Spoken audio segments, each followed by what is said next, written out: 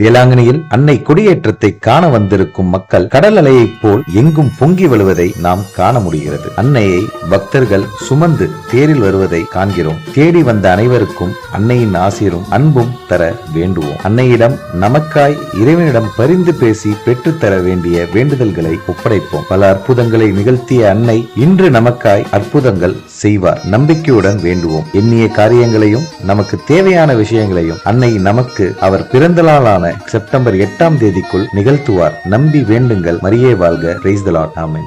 ஞாலத்தை படைத்த தேவனின் தாயே, உன் திருக்கொடி வானில் பறக்குதம்மா. கோல விழாவின் சிறப்பினை கூறி அசைந்தாடி மக்களை அழைக்குதம்மா. ஞாலத்தை படைத்த தேவனின் தாயே, உன் திருக்கொடி வானில் பறக்குதம்மா.